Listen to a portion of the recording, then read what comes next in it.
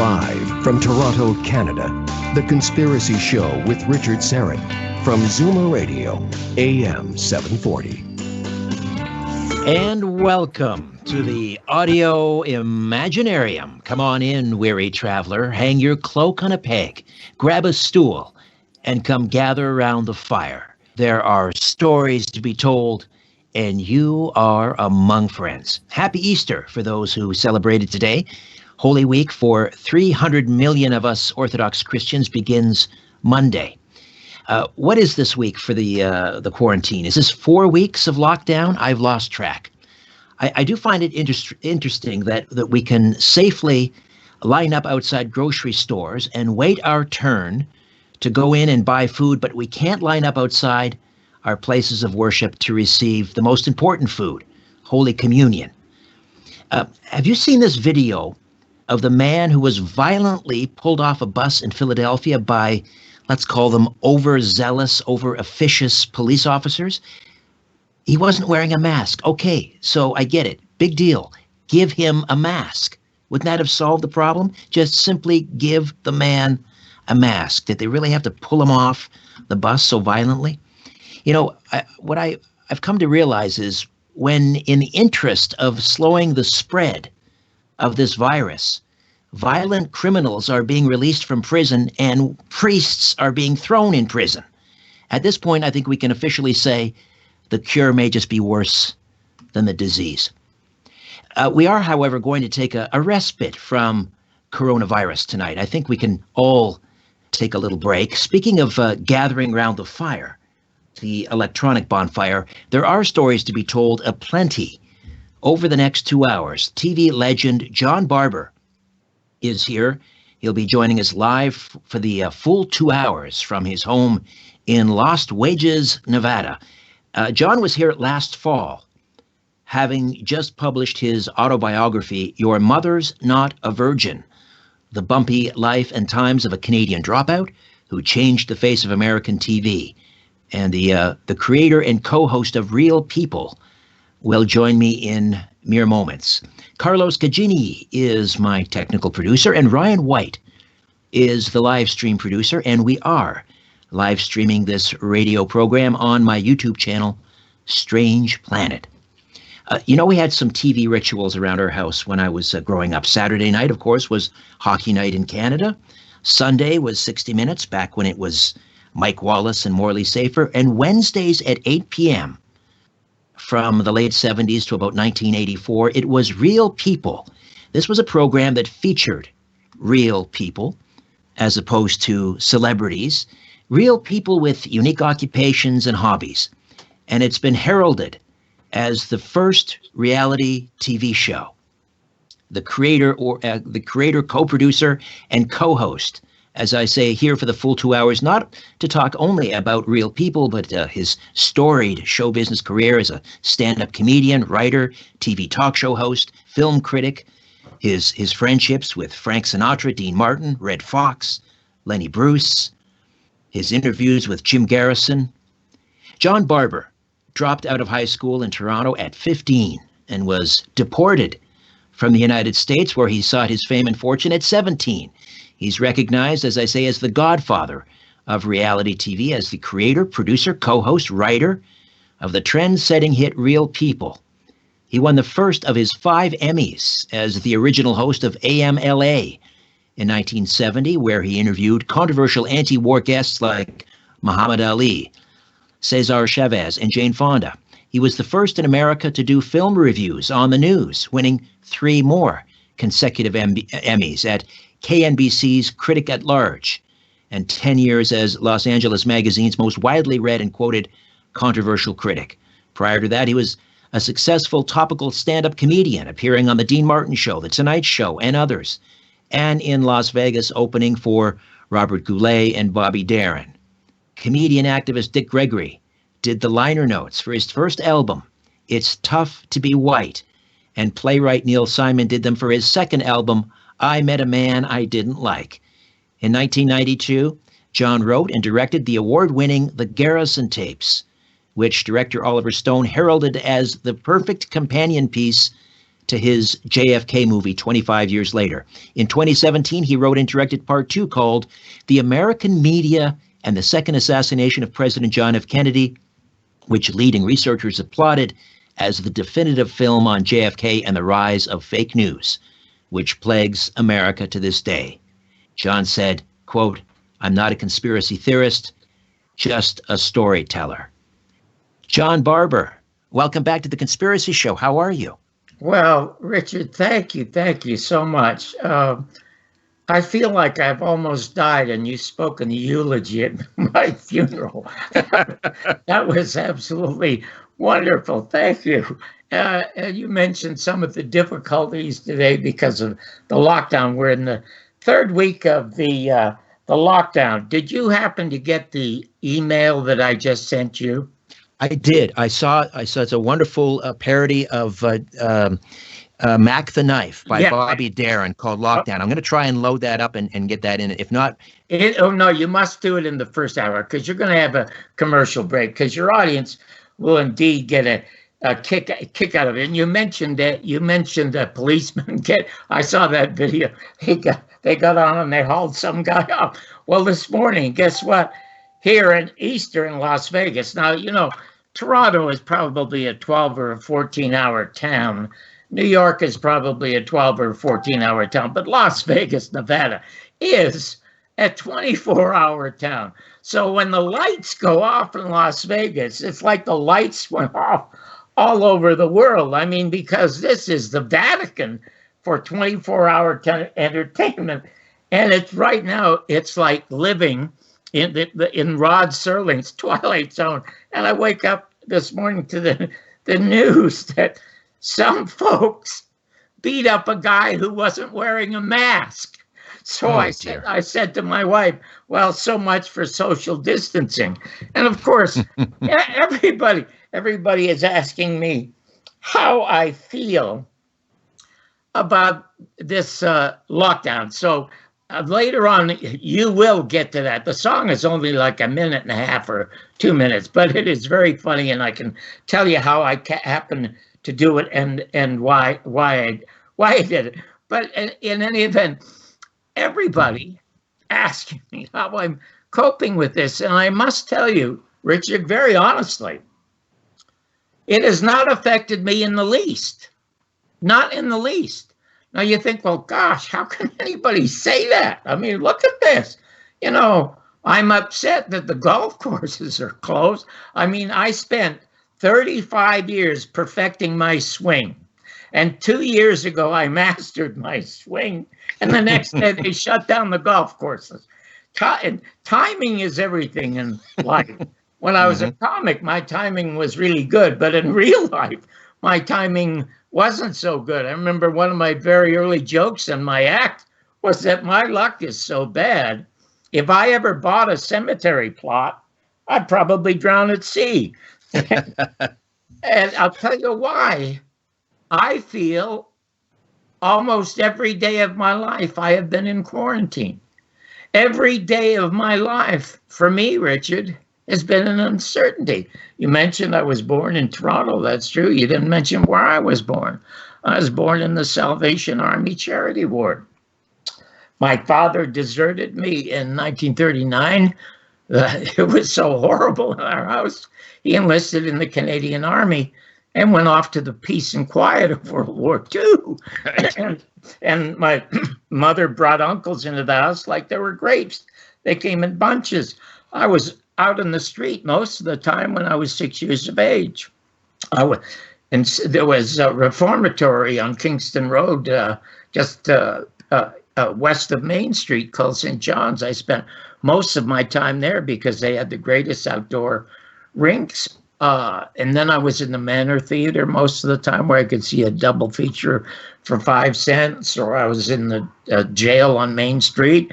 And fortunately, I ended up in the jail. I say fortunately because when I got out, I realized the library was across the street, and that's where I spent most of my time. So I had a total life of uncertainty. And then I ran away to the United States to become a professional gambler when I was 16 with $700 I won over a 3-month period playing poker after I'd mastered the art of poker by memorizing a book called Scarney on Cards. And I came to the United States to be a professional gambler, but I was here illegally. So I had a total life of uncertainty because, God, is immigration going to catch me? And a year later, indeed, they caught me. As a matter of fact, I was deported a second time. I was deported when I was 29. And then when you're a gambler, you have the uncertainty of whether or not you're going to have a future or make a living at it. And the amazing thing is I did well. And I did so well, Richard, I quit. Now, isn't that bizarre? Yeah, you write about you write about how once you actually figured out how to play the game and not lose, you lost your emotional attachment for it. So and subsequently you lost your addiction. Exactly, because when I decided I was going to become a professional gambler at 16 and got the books and learned how to do it, when I sat down at the table, my game was single deck blackjack, and you didn't have to count the cards. You just had to know the odds and the permutations of any pull and how to place your bets, and that's what it is that I did. But all of a sudden, I realized when I was a kid and for 2 years lost everything I could earn or steal, which I did a lot till the cops got me and convicted me a couple of times, I was doing it to make friends. I wasn't doing it to make money. Yeah, you were lonely. That's it. And sorry, John, you mentioned escaping to the Manor Theater. Yeah. To watch, all these great screen legends, Orson Welles and Citizen Kane and so forth. And incidentally, I know you've been back to Toronto since. I don't know if you went by Kingston Road and McCowan. That's now a Tim Hortons, the Manor Theater. Yes.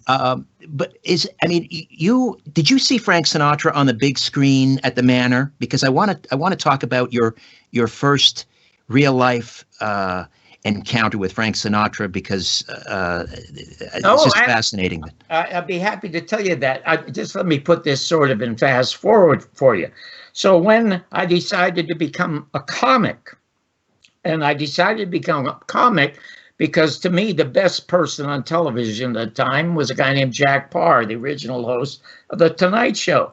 And he used to do an opening monologue. And I thought that's how you ended up getting a talk show, which is what I wanted to do. So if you're a comic, it becomes a more uncertain world. Now, I ended up in Los Angeles, as you mentioned. I became the first person to review movies on the news. And here I am writing honest and funny reviews of the people in this town who could hire me. And I was being honest. And if you're honest, you know that 99% of the stuff that they make is crap. As a matter of fact, when I decided years later to quit because I got real people on the air, Neil Simon called me. And he said, John, you can't quit. I mean, who else is going to tell the emperors who make these movies that they're wearing no clothes? And I said to him, well, Neil, frankly, I found it very difficult to find original ways to say it's a piece of shit. And it's true. So what was happening was then I create real people. Now here I'm creating this show in a town that has nothing but writers and directors and actors who won't work again if there's a lot of reality television. So they hated me even more. And I was more quarantined at that time. And then 3 years later, I got fired over trying to tell Jim Garrison's story. And then what happens to me? My quarantine gets deeper because I'm chosen by Mr. Garrison over Oliver Stone to be the Boswell to tell his story in the two movies that you mentioned. He was, in America, the most reviled and hated man by the U.S. government and the American media because they couldn't stand to investigate the truth of the crime that he solved. So that became very difficult for me. So I've gotten used to being quarantined. All of that is a rehearsal. And I got a lot more to say about where we are now and what's going to happen. But back to Frank Sinatra that you mentioned him. There was a movie called Till the Clouds Rolled By. It was a Jerome Kern story in Technicolor. Jerome Kern wrote the lyrics to one of the great musicals in history, which was Showboat. And at the end of the movie, There's Frank Sinatra on stage at the MGM or Fox Studios or wherever they made this, a huge symphony orchestra. He's dressed in a white tuxedo on top of a white pedestal singing Old Man River, every bit as movingly as Paul Robeson, who sang it better than anybody on the planet. And then a week later, I'm on a train and I'm bound for Las Vegas, and the train has an accident they don't tell us about. But me, with my guilty conscience, I think either the Toronto police are out looking for me or the immigration department knows this kid snuck across the border. Stop that train and get that guy off. So I hopped off the train, leaving a newspaper on the empty seat, and the only place I could get to by bus was Lake Tahoe. The bus dropped me off in front of the Cal Neva Lodge. And my God, it was like walking into an MGM musical. I was looking for Judy Garland and Mickey Rooney, and I walk in there and, oh God, it's in Technicolor. In those days, Richard, people used to dress up. Men were in suits and ties and women were in suits and gowns. I mean, now if you were in Las Vegas, you wouldn't recognize it. People go to the shows, look like they just left Walmart. I mean, it's just gone. But in those days, it was, and I drank it all in. So I went to the end of the crap table. Now, on the cover of the book, you see a black and white picture of me with a fabulous, it was a blue suit and tie, but I'm wearing a Stetson. And the reason I bought the Stetson, I was only 17. And I was not old enough to gamble, so I stuck the hat on my head so that I looked like I wouldn't be all hat and no cattle. So I start gambling, and I'm nervous because people are starting to look at me. I'm doing pretty well, and soon the dealers are looking at me, and the people at bar are looking at me. And I realize, Richard, they're not looking at me, they're looking past me. And I turn around, and coming through the front glass doors, there's Frank Sinatra with his overcoat over his shoulder like an Italian Superman. And he was arm in arm with a fellow named Sam Giancana, who was a mafia chieftain of Chicago. And the reason this 17-year-old kid recognized him, because it was a front page story on the cover of the newspaper. That's how I recognized him. Now, a week earlier, I see him on this pedestal in Toronto. He's walking just 3 or 4 feet by me. Everybody got still. Nobody moved as they watched this giant of a star walking by us. And then little did I know that 20 some odd years later, I'd be his private writer for 4.5 years. I mean, it's amazing. And my book is filled with those kinds of stories. If you're a dramatist, it's called foreshadowing. I mean, Agatha Christie and mystery writers and all those kind of mystery writers and drama writers foreshadow. They'll put something at the beginning of the story that'll pop up later. You see it in Conan Doyle's Sherlock Holmes books, Agatha Christie books, all of the detective stories. I didn't plan that.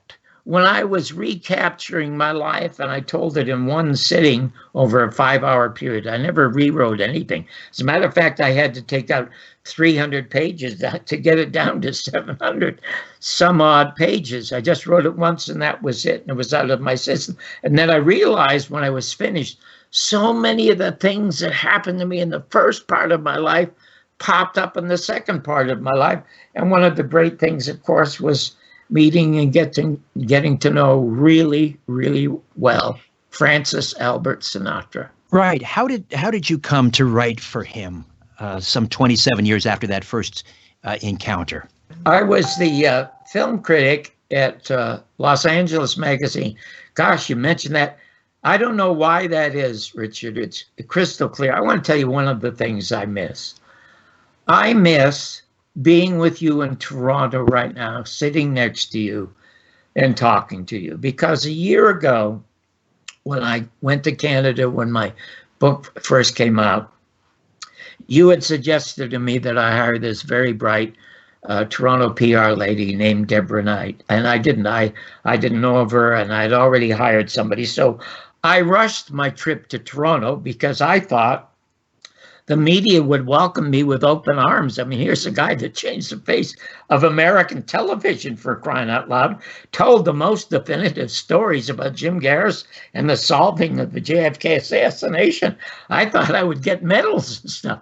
I was almost totally ignored, except by you and a few other people. Right. For once in your life, you couldn't get arrested. That's very funny. Bing, ba-rum-bum. I could not get arrested. I did no major book signing. So just before I left, I was on your show, which was wonderful. I just really enjoyed it a lot. Then I met Deborah, and I hired Deborah. And she was worth, and it was expensive. I won't tell you how much, but it was expensive. She had arranged for me for the first week in April to be in Toronto, to do not only your show, but major media. Not that your show isn't major media, yours major internet, but I mean major mainstream media, and book signings at Eaton's Indigo. And then the second week, thanks also to her and another publicist in the States, a publicist of the Stars, by the way, I was to be doing major media in New York City. And there was such a demand for me to come and sign books that the bookstore hired a theater. And I was going to go on stage and talk to the audience and do questions and answers and stay for hours and sign books. Now, because... John, sorry for the interruption. I got to take a quick break. We'll come back and pick it up on the other side. My friend John Barbour, the creator of Real People, and his memoir, Your Mother's Not a Virgin. Back with more right here on The Conspiracy Show. Stay with us.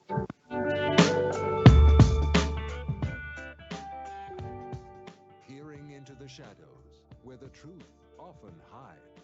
You're listening to The Conspiracy Show with Richard Syrett from Zoomer Radio. So the kids... I want to welcome a brand new sponsor to Conspiracy Unlimited, and I couldn't be more proud to be associated with the good people at Hero Soap. It's owned by veterans, and their products are outstanding. Their soaps contain no chemicals, dyes, or fragrances, and they come in these really cool resealable packages, so you can take your soap with you on the road instead of using those gross hotel soaps, or take it camping. I'm using the Peppermint Cool Soap, and the moment I started lathering up, I felt a cool, refreshing, and tingly wave wash over me. I felt more clean, more refreshed, more alive. And not only does my body feel refreshed, I feel good on the inside, knowing that the Hero Soap Company supports veterans. Sign up for the hassle-free monthly auto ship, and you'll never run out of quality natural soap again. And you'll save 10%. Plus, for every soap purchased through the subscription, one soap is sent to deployed troops around the world for free. If you want to get clean and feel refreshed and support veterans all at the same time, check out Hero Soap at herosoapcompany.com. herosoapcompany.com. Look for the banner ad at strangeplanet.ca/conspiracy show and in the episode notes for this podcast. Hero Soap. Let freedom clean. Where would you like to escape to? Let Vision TV take you away. Back to Cabot Cove with mystery writer and amateur detective Jessica Fletcher. Or to the stunning English gardens when two green thumbs unearth clues to solve crimes. Murder, She Wrote, and Rosemary in Time. Find your escape with Vision TV. Rogers Channel 60.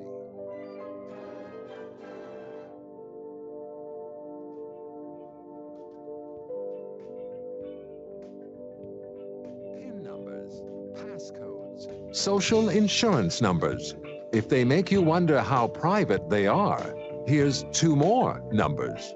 416-360-0740 or toll free at 1-866-740-4740. Welcome back. John Barbour stays with us, the godfather of reality television, stand-up comedian, writer, producer, film critic. His autobiography, Your Mother's Not a Virgin, the bumpy life and times of a Canadian dropout who changed the face of American TV. I just wanted to circle back to Francis Albert and how you came to write for him. So you were a film critic, Yes, I And was the film critic for Los Angeles Magazine for 10 years. I was 5 years at KNBC, and I won Emmys 3 years in a row at NBC for it. And they tried to put me under contract, Richard, and I refused to sign a contract because if I signed a contract, they would own my material. And I didn't want anybody to own my stuff. So, and I was fired 3 times. They kicked me off the news 3 times for stuff that I'd reviewed. But that's how I came to accidentally meet Francis Albert Sinatra. And how did that? How did he ask you, or why did he ask you to write for him? It's just bizarre how these things happen. Just bizarre. None of it was planned. All the great things that happened to me, Richard, and I'm a non-believer, as you know, but it was like divine intervention. It's like my life was replanned. All of the disasters of my life were those things that I planned well, but all the good things came to me by accident. I was reviewing a movie called The Great Gatsby with Robert Redford. And at the time, it was the most heralded, about to be the most heralded movie in America in about 10 years. It would be that week on the cover of Time magazine and Newsweek. The president of Paramount Studios, Barry Diller. He's actually more of a Phyllis than a Barry, if you knew who he was. But in any event, he was taking bows all over America for this masterpiece that he created. And he said, at the time, Richard, it cost only $3 to go to a movie in America. And he said that this film would be in such demand, he was going to double the price. He called it a hard ticket price of $6. But not only would Paramount investors and stockholders make a fortune from the movie, they would make a fortune from the Gatsby clothing, because Robert Redford and the lady stars in the movie were dressed magnificently. The color was magnificent. Dick Clayton was the director, but the problem was it was a lousy movie. And they told the story of Gatsby backwards. And the reason they told it backwards, because that's how they told it in the book. And to explain that to you, they start out and they show this big party, a billionaire's party. And everybody at this party, as the camera goes around, is unlikable. They look great, they look rich, and they look obscene. They look disgusting. You can't like any of them. Not till the very end of the movie that you realize that Gatsby came from the same kind of background I did. But by that time, we didn't care about him. We didn't care about him at all. So I literally bombed the movie.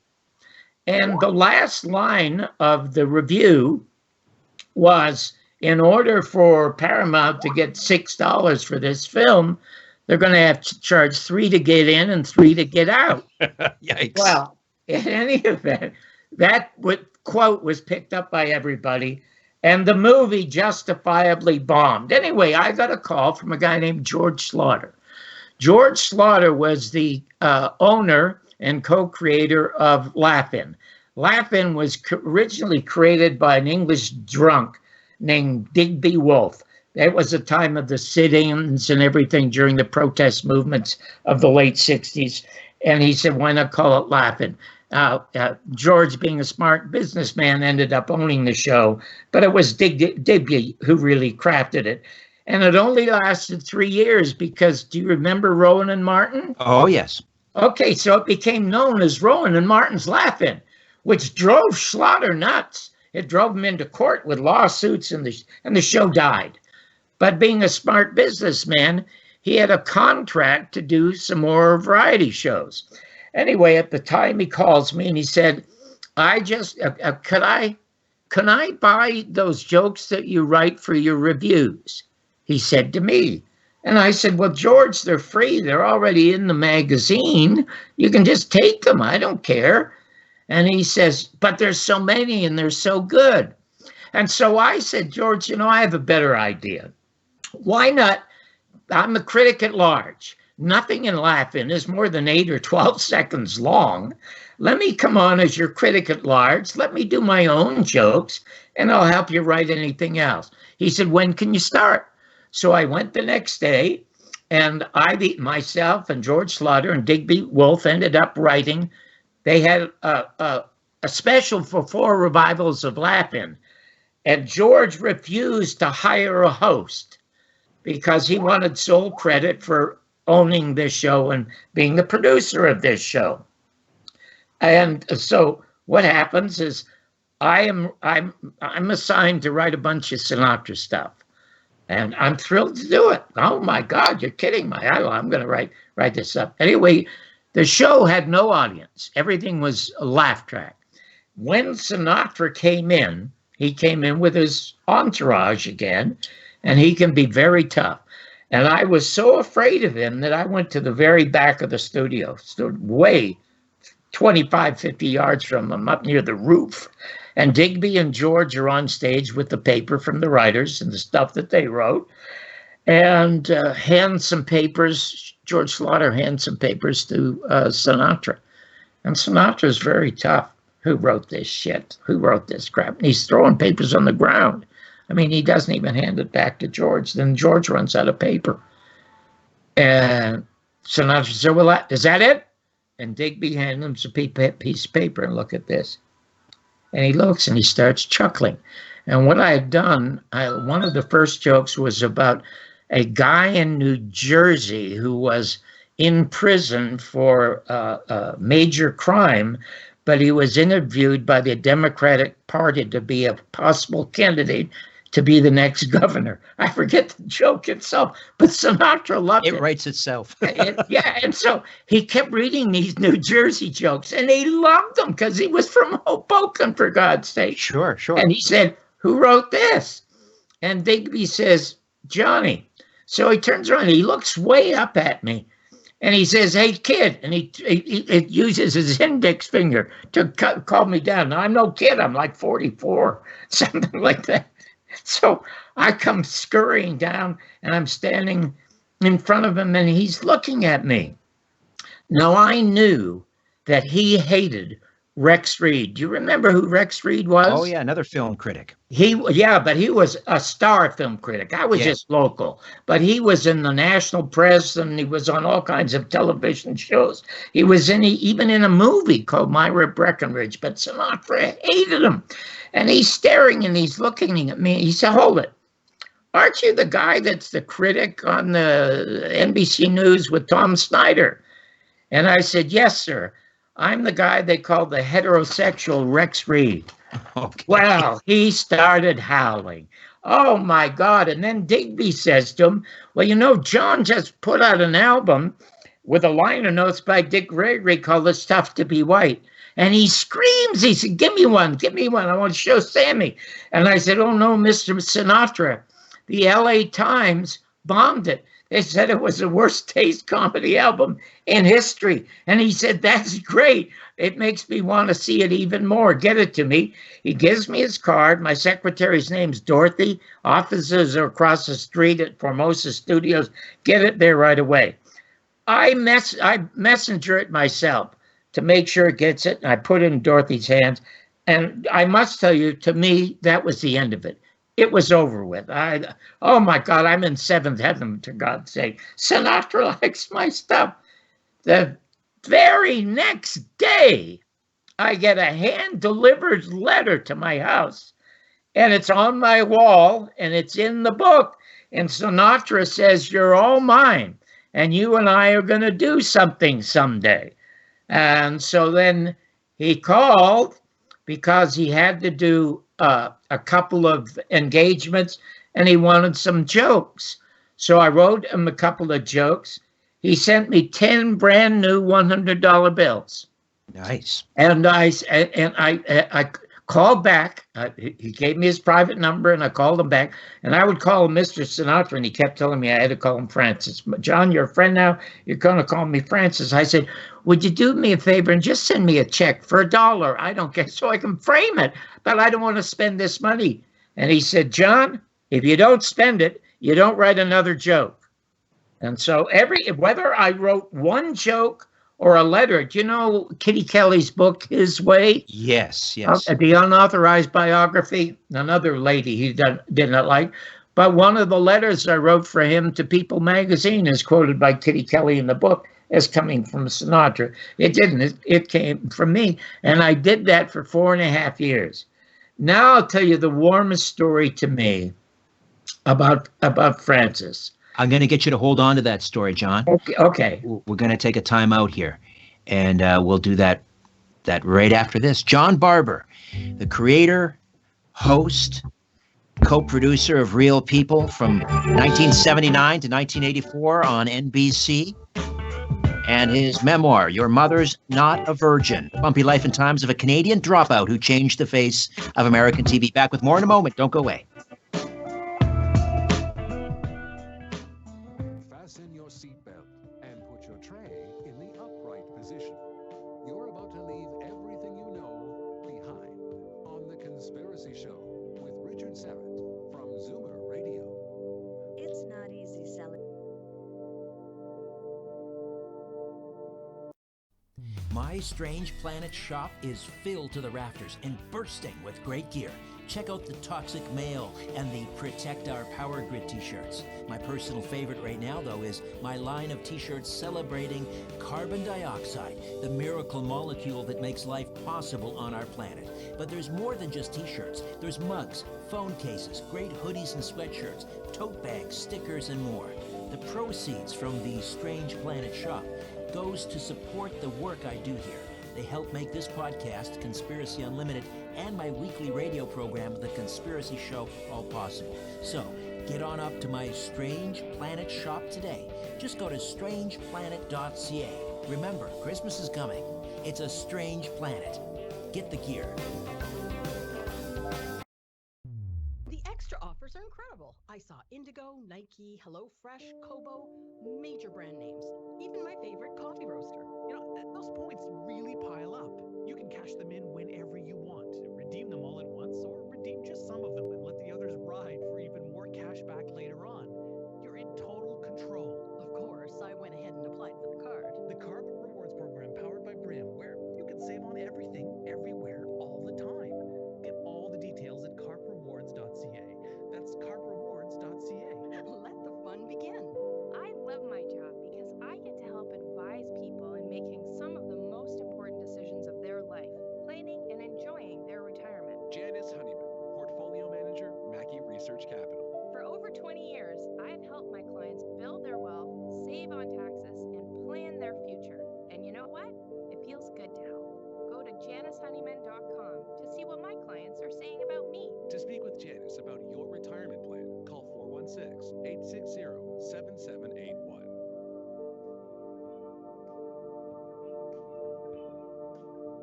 Providing evidence and letting you draw your own conclusions. This is The Conspiracy Show with Richard Serrett on Zoomer Radio. John Barbour is with us for the full 2 hours. We will open up the phone lines in the second hour and take questions and comments. So back to Frank Sinatra. Great. Oh, that's great. I just love talking to people. Thank you so much. So Frank Sinatra, you wrote jokes for him. Not only jokes, you wrote letters, you wrote a lot of things for him. But for 4.5 years, and you were going to tell us about maybe one of the most touching moments between you and Francis Albert. Yes, it was. You know, I had quite accidentally stumbled across the idea for Real People. When I was a critic, I was seated in the smallest office in the building, but right next to the teletype machines. And so I would, you know, get up when I'd hear them rattle. It would bing. It was Reuters or Associated Press. And a lot of the stories came across the wire, and they'd say, not for broadcast. And one of the stories I ran across, the very first one I ran across, was about a gorgeous stripper in New York City, gorgeous, gorgeous woman, who billed herself as a stripper for God. And she said, my body was made by God, and God made a woman's body beautiful only so it would attract men. And she said, so I'm going to show my body to men as a stripper, and 10% of what they pay to see me, I will tithe to my church. I thought, oh my God, that's a story. So I began to collect them. And for 3 years, I could never sell it. I got to be 46 years of age. I had won a bunch of Emmys, 5 Emmys. I'd also won a Golden Mike, the only one to win Emmys for news and entertainment. And I was unhireable because it was so controversial, because I had tried to book Jim Garrison in 1970 on the AM show after I had read his book. And as soon as I booked him, I was fired and he was canceled. But I thought it was just show business. I thought nothing about conspiracies at all. And when I got the idea for Real People and I'd shopped it all over, I had it at ABC for a while and they passed on it. And I wanted Richard Pryor to be my Byron Allen. And they said no, they passed on it. So I was out of the business. My son was 10 years of age. And I had been away from my son for a long time as a comic going on the road. I did not want to be away another minute from my son because I had an absentee father from the time I was 6 years of age. And I hated my father for that, even though I did track him down in 1960 in England, which, you know, is a story in the book. But in any event, I decided I'm going to give up the dream of being in show business. I'm going to give up the dream of being a comic or give up the dream of being a talk show. And I literally quit the business. And I remember where I was. I was standing on the corner of Valley Spring and Foreman Avenue, right next to the Lakeside Golf Course in front of my little bungalow. It was the first time in my life, Richard, that I was at total peace. Happiest person in my, I'd never been that happy. I'd given up. I thought, everybody wanted me to write jokes, so I could write jokes, make a great living as a joke writer, and spend the rest of my time with my son. So in any event, one day, I'm in Francis' office, and, he was the most unassuming fellow and professional, along with Dean Martin, that I had ever met. If you were in Francis's office, which was not very big, there were no plaques. There were no photos of him with stars or anything because he knew who he was. He was content with his own company. He wore casual slacks and a yellow shirt and had this tan with him. And I had given him some stuff that he had wanted. And then he said to me, okay, kid, he says, let's get ready to go on the road now. And he tells me where he's going to be working, and he wants me to be his opening act. At the time, a fellow named Pat Henry, who was a friend of mine, was his opening act. And I said to him, Francis, I can't. He says, what do you mean you can't? He said, you only make $350 a week, for God's sake, at NBC. You're going to make $5,000 a week or more, but more than that, everybody will know who you are, and they should see you. And I said to him, but Francis, so should my son. And he said, what do you mean, so should your son? So I said, I'm not going to get into my background, okay, but I just want to tell you I didn't have a father. And I've never gotten over the loss of that. And I don't want my son to be without a father. So I have to turn you down. I'm going to stay in town, take him to his golf tournaments. He's a genius on a golf course. He's got 25 first place trophies. He's, just 10 years of age, but I can't be without him, and I don't want him without me. He almost got tearful. He said, oh my God, how wonderful, he said. He said, but we got to do something. And I just blurted out to him, and I said, Francis, you know what you should do? He said, what? I said, you should do the Italian Roots. He said, what the hell are you talking about, Italian Roots? I said, didn't you see that series on ABC about Kunta Kinte, the African?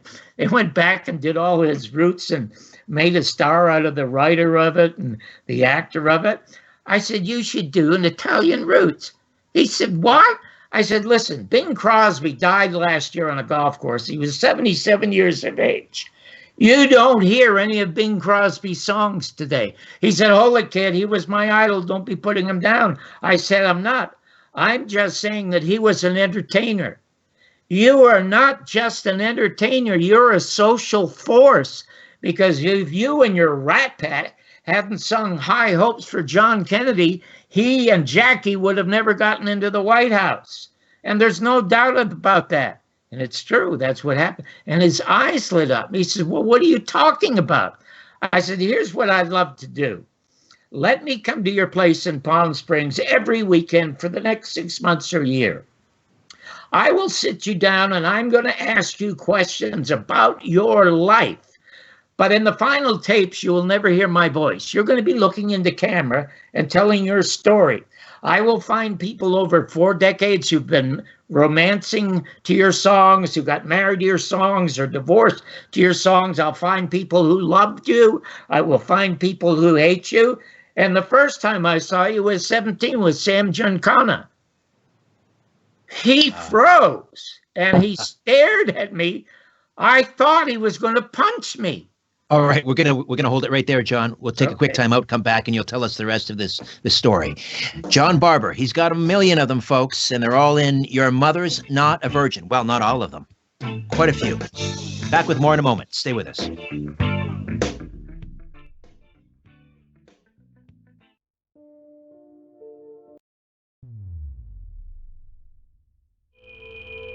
If you want to support my work here at Strange Planet, please consider becoming an official donor.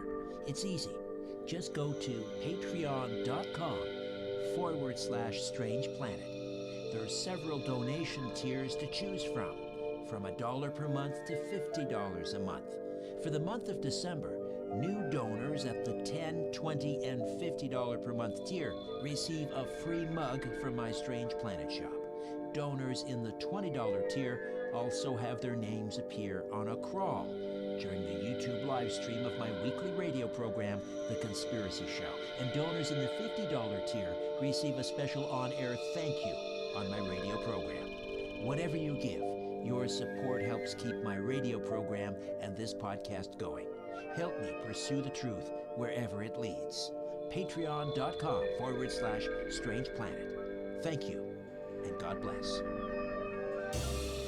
Shows group travel with the world leader, EF Go Ahead Tours. He signed up on one of our tours. We actually organized with the museum that there'd be a special celebration, and I picked him up at his hotel that morning, drove about an hour and a half to Adagen, and we had a private ceremony where he attached his father's war medals to his late father's uniform, and now they are where they need to be. Exclusive experiences and expert local guides. They make it easy to get to the heart of a destination. Explore group travel at goaheadtours.ca. Guided tours, expertly crafted. A message from Canadian Blood Services. Reason number 2 to join Canada's Lifeline. Donated blood lasts no longer than 42 days. That's why we need donors every day. There are lots of reasons to donate blood. Book now at blood.ca. Tomorrow, next week, and next month, the need for blood is constant. Check your eligibility to donate and book now at blood.ca. Canadian Blood Services. Together, we are Canada's Lifeline. Take a look around. What do you really see? This is where you can tell all about it. The Conspiracy Show with Richard Serrett on Zoomer Radio. John Barbour is with us, and he'll be with us for the full 2 hours. And in the second hour, just moments away, we will open up the phone lines, take your calls, questions, and comments about his storied career. So, John, let's just finish up with that Frank Sinatra story. You had pitched him on this idea. You would go to his house in Palm Springs every weekend for 6 months, and you would interview him about his career, about his Italian roots, and so forth. So how did that go over? He absolutely loved it, because I said to him, you will own all the tapes. I will edit and finish it. And I said, as I said, Mr. Sinatra, you'll never hear my voice. And I said, it'll be 5 one-hour shows, Monday through Friday. The entire world will stop to watch you telling this story of your life. You will be telling the first visual autobiography in history on television. And he lit up, and he stood up, And he said, when can we start? I want you to get me a 10-page outline of this and bring it back right away. So I went home, and in an hour, I had the 10 pages together. I came back and gave it to Dorothy because Sinatra was in a meeting, and I left. He called me 2 weeks later. He said, when can we start? And I said, I don't know. He said, what do you mean? I said, Francis, I don't know how this happened, but just by accident, I had a meeting with George Slaughter, and he has a contract with NBC, even though the Laugh-In revivals died. He has a contract to do 4 one-hour specials, and he wants to know if I could adapt the show that I had on ABC, a half-hour version. Could I do an hour version once a week for these 4 specials? And I said, I've been trying for 3.5 years to get this on, and I have to do it. And Real People, of course, became a monster hit. Now now NBC, it was 1980, and the NBC was banking on the Olympics, and they put all their eggs in that one basket, and all the eggs got squashed because the United States and the Russians had a problem, and the U.S. wouldn't participate in the Olympics. So NBC was in the toilet until Real People came along. And Real People, the first hour special on the number 3 network, NBC, was rated about 38th, which is horrible in the ratings. Yeah. But we got 8,000 pieces of mail, which was more than the number 1 show in television. And nobody at NBC understood why it got so much mail. And so the 4 specials we had went to 6 specials, and then the 6 specials went to an order for 22 hours, and that's how it happened. And as I had predicted, a year earlier, I'm sitting with Maury Gelman at the Daily Variety. I said, this Canadian Dropout, if I get lucky, is going to change the face of American television with what I call the entertainment of reality. And indeed, I did. And how did Sinatra take the news that you weren't going to do that series with him? He was devastated because he said, you can't do a show about real people. What have they got to offer? And I said, just wait and see. And of course, I continued to write stuff for him. And when he saw me once at a dinner where he was performing privately, he hugged me. And he said, my God, I had no idea television could be that good.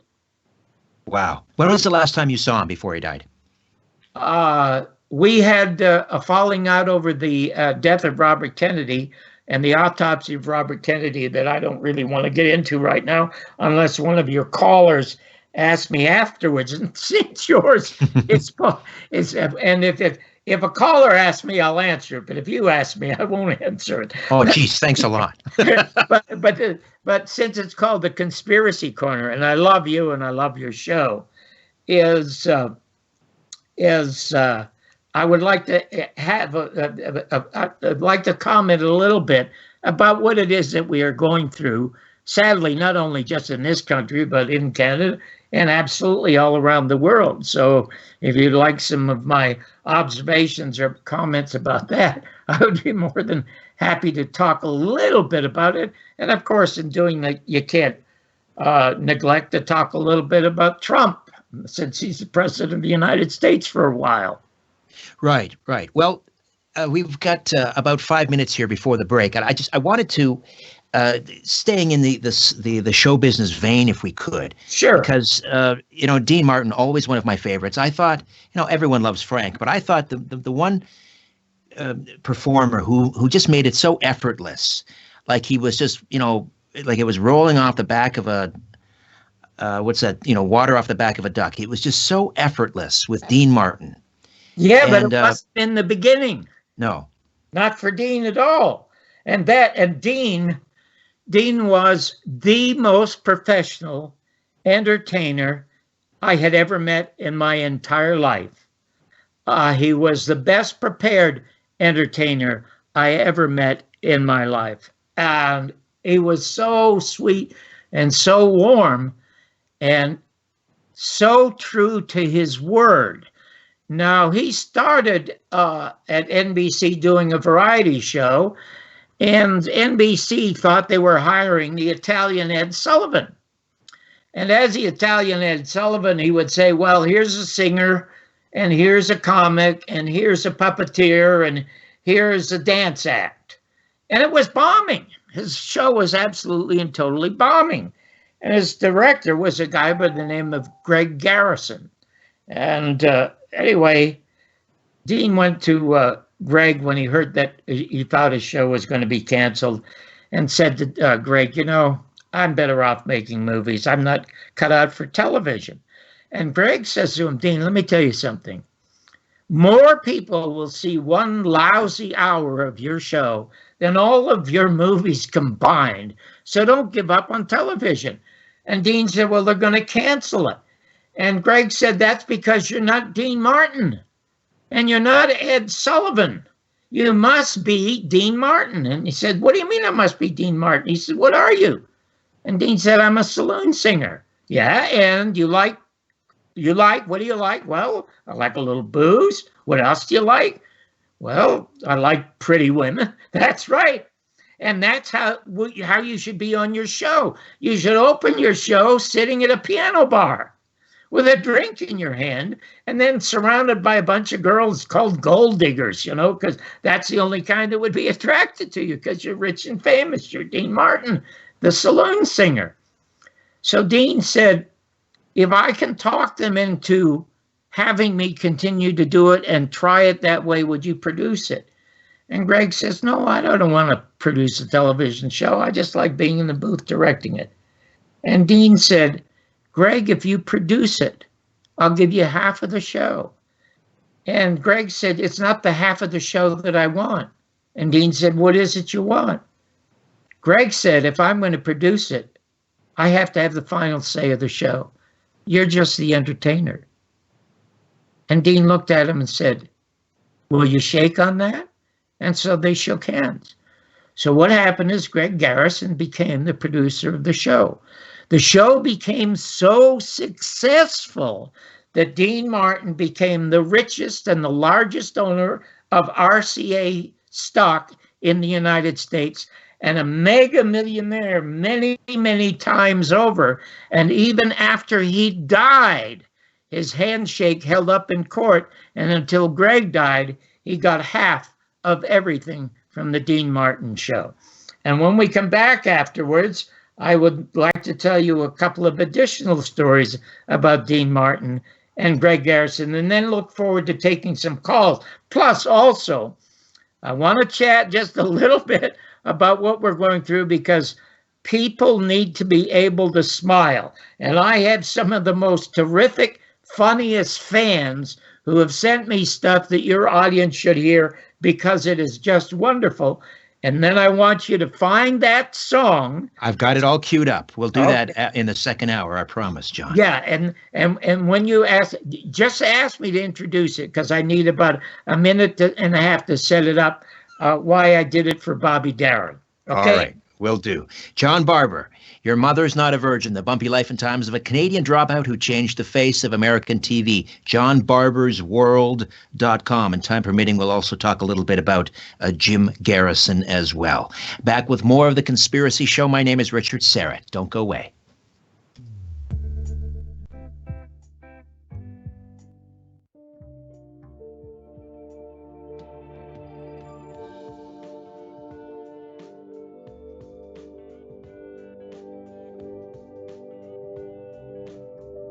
Fasten your seatbelt and put your tray in the upright position. You're about to leave everything you know behind on The Conspiracy Show with Richard Serrett from Zoomer Radio.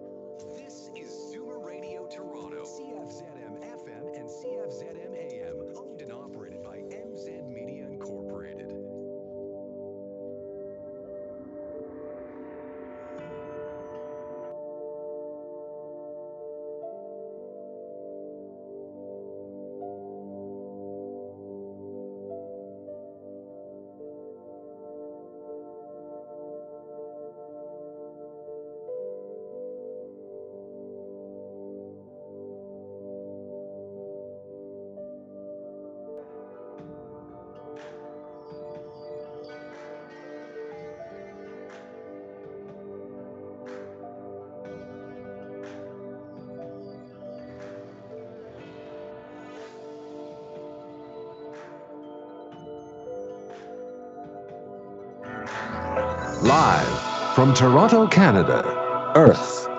The Conspiracy Show with Richard Sarrett on Zoomer Radio. Thanks for inviting me into your home. Long-haul truck, RV, camper, taxi. Your parents' well-appointed rec room with the simulated wood paneling, electric fireplace, and the painting of dogs playing poker. Your loft, that greasy spoon just off the interstate, and your cabin in the woods.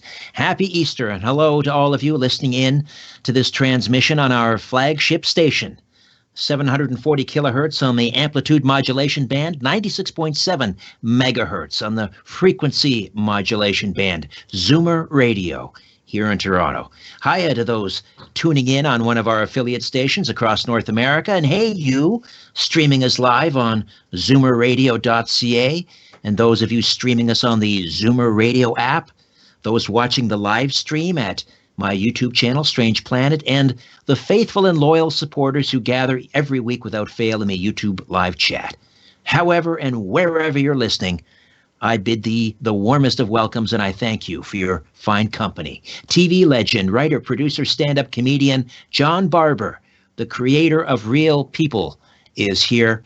And John, we were talking about Dean Martin. You mentioned his producer, Greg Garrison. Turns out not the nicest of fellows, if I'm remembering correctly. Very tough. I want to introduce this segment by saying it'll be a wonderful day in the United States, Richard, when all of us can get back to work, except Congress. So, Yes.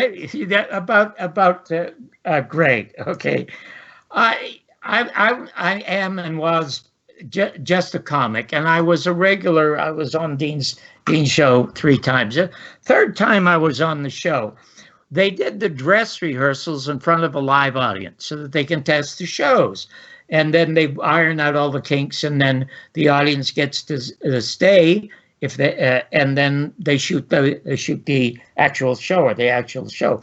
Anyway, I'm set for my 3rd appearance on the show. And in the middle of the show, I'm introduced by Dean, and I come out and I talk about the fact that, I was being brought to you through the courtesy of the NAACP, National Association for the Advancement of Canadian People. And I said that, my mother was Jewish and my father was Scotch, which just proves you can mix anything with Scotch. But when I was growing up, it was really tough because I was the only kid in synagogue with a plaid skull cap. And you don't know how tough it is to play Haven Agil on the bagpipes. So anyway, I'm getting these stooge laughs. And Greg stops. He said, "Hang on, John, I'm coming down." So he came downstairs. He said, "Could you do something else?" And I said, "What?" I said to him, "But Greg, you hired me because you saw me do this on Merv Griffin Show, and you said you loved it." He said, "I do love it, but you know what? I've seen you in a club, and you do some political stuff that I think could last a long time. Do you think you could do a topical joke that might last a long time in rerun? Because this show will be big in rerun." I said, "Will you give me a minute to think of one?" He said, "Yeah." He said, "So just forget the Jew stuff." Now the audience is listening to him talking to me, and they're giggling because they're backstage at show business. Right. So everybody gets deathly quiet while I'm walking around thinking. And it took me about 1 minute to 2 minutes to think of what I thought was a really great joke. So I get on the mic. I said, "Greg, I'll be right up and I'll tell you the joke." He said, "John, I trust you. Go ahead." And the audience is all smiles because they're backstage watching show business in action on Dean's show. So he said, "Okay, on your mark, John. Okay, red light, roll the video." So I said, I'm looking at the camera, and then I'm looking over the camera at the audience. I said, "You've all been reading in the paper about President Johnson's daughter, Linda." And they nod. And I said, "She's engaged to an Air Force pilot named Charles Robb." And they all nod again. And I said, "And you know that the Supreme Court Justice Earl Warren called President Johnson and said he would like to perform the service." And they all nod. I said, "But what the papers don't tell you is what the president said to Earl Warren." And they're all waiting and smiling. He said, "Well, Earl, I'll tell you, I like the fact that you called, but after that Warren report thing, I don't want you performing that service because I don't want to look back in 30 years and find out my daughter ain't married. Well, Richard, there was the loudest laugh I ever heard in my life. And it was totally unexpected to me and anybody else. As a matter of fact, a half a dozen people literally stood up and applauded. So that meant that the American audience did not trust the Warren Report, didn't trust the truth of the fact that Oswald could have killed that guy, shot him, and had his body thrown backwards, shooting him from behind, okay? No, I never thought anything about that. I'm just a comic, for God's sake. And so anyway, Greg screams in the phone, cut, stop. And he rushes downstairs and he comes down with a guy in a blue suit. And the guy, he introduces him from Standards and Practices. He says, you're not doing that Warren Report joke. And I said, but I'm not saying anything. That you heard what the biggest laugh I've ever had. They said they don't care. NBC supports the Warren Report, and you're not doing that. I said, but I'm not saying anything. I'm not saying there was a conspiracy. You're not doing it. So anyway, Greg puts up his hands, and he announces to the audience, John's going to do the Jew stuff. And so that's what I ended up doing. But what it revealed to me was that there was an undercurrent in the United States, and probably more so around the world, where they're a lot smarter about these things, that there was something very suspicious and distrustful about the government of the United States, which certainly turned out to be true. But I didn't even know that at the time. And then there also another story about Greg Harrison. After that show, and I got an ovation from the audience for my Jew jokes. An ovation I didn't deserve. It wasn't that funny, but they appreciated what I had done earlier. And Greg asked me to come up to his office privately. And I swear to God, I was so happy because I thought he's going to offer me a show of my own. That's what I was sure of when I walked into the office. So he asked me to sit down. And I was waiting for the contract to do a bunch more shows or even get my own show. And he says to me, John, you know, my favorite women are brunettes. And more favorite than that is that they're Mexican. And I knew what he was saying because my wife is Mexican. She was a stunning brunette, looked like Jennifer Jones, for God's sake.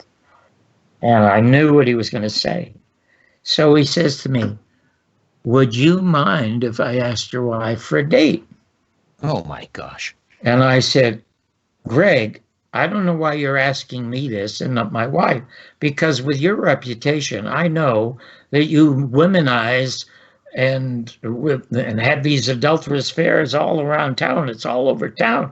I'm sure you don't call up the husbands who are writers and producers and actors and ask permission. You just make the phone call. So don't be talking to me. Talk to my wife.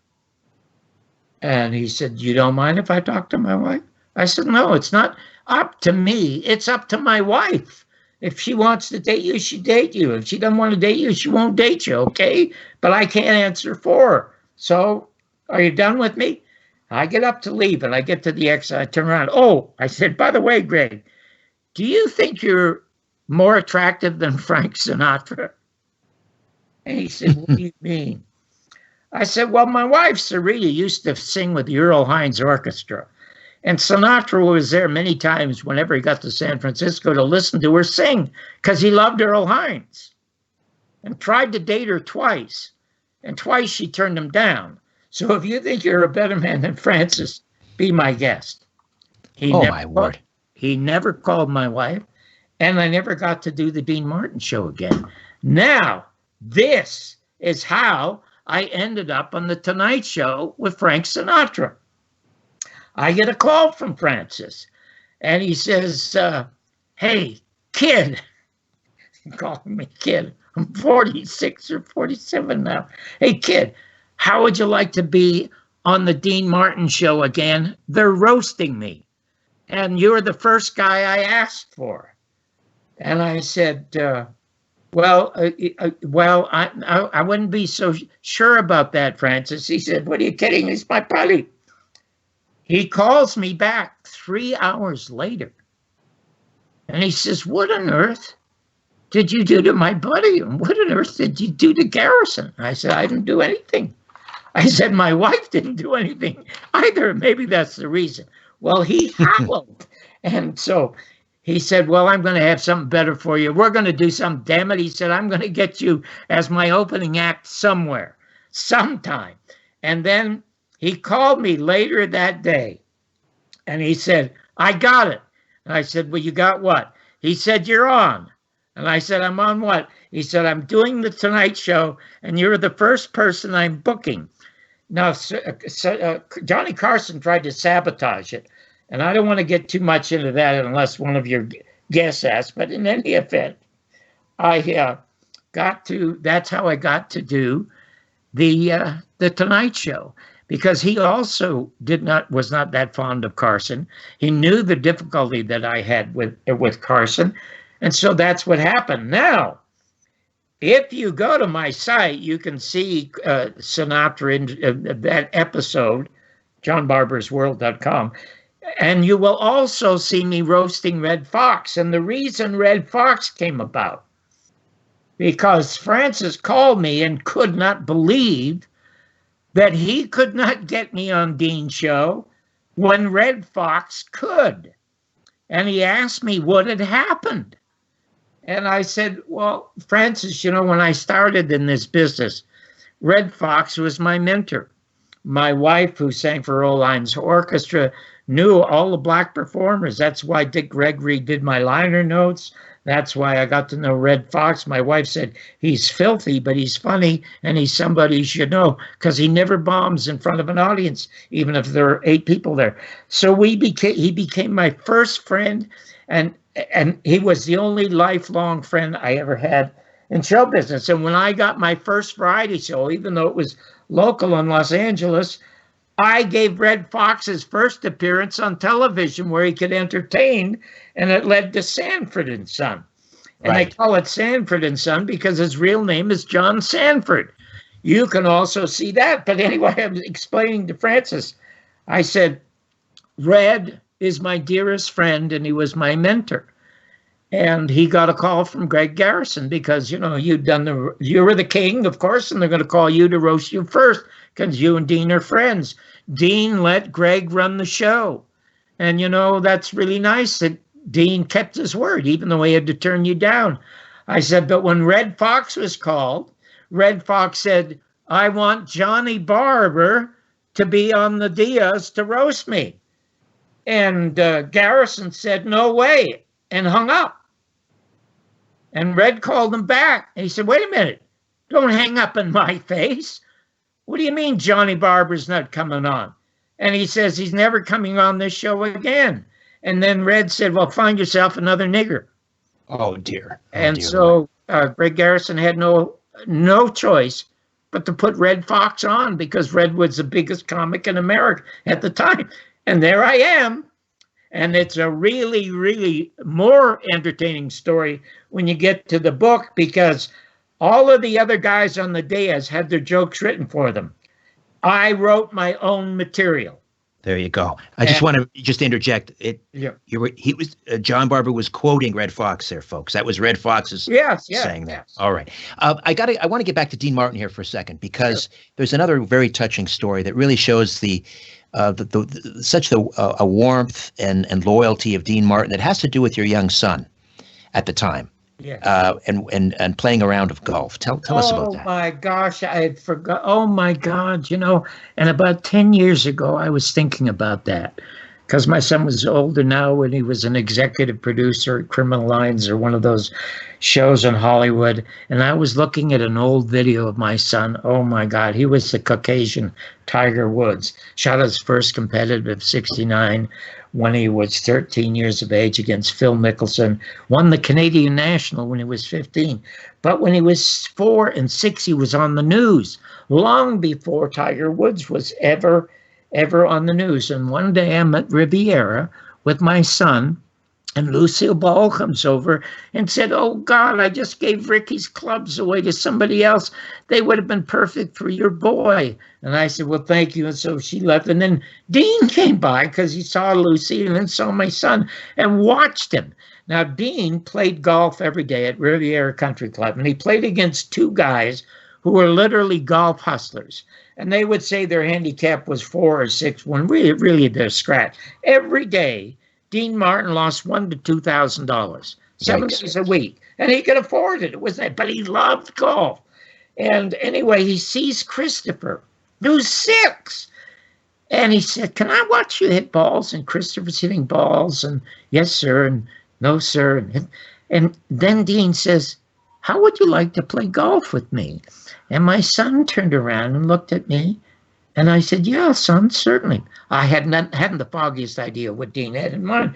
So he picked my son up and put him in the cart and drove off. And so these guys said, "Hey, Dean, we're playing." And Dean says, Today I'm playing with the kid." And here's what he did. He went to the very first tee. My son hit his ball 25 or 30 yards. Dean hit his 200 yards. He'd drive out, pick up my son's ball, and drop it at the 200-yard marker. My son would get out and take his 3-wood and hit his 3-wood maybe 18 yards. Dean would hit his 175. He continued for 18 holes of golf until they had finished an entire round of golf. And I was looking at a video 10 years ago, and I thought, "Oh, my God, I got to send Dean a letter." So I sent Dean a letter. Now, Dean lost his son, his favorite son, in an airplane crash. His son joined the service and crashed a jet into the San Bernardino Mountains, and he was quite never the same after that. He didn't like to travel with Francis anymore. He'd go for 1 or 2 nights and then come back and just stay in the house or go by himself to the golf course. So I decided to sit down and write a letter, and I halfway through the letter, and the news came on that Dean Martin had died.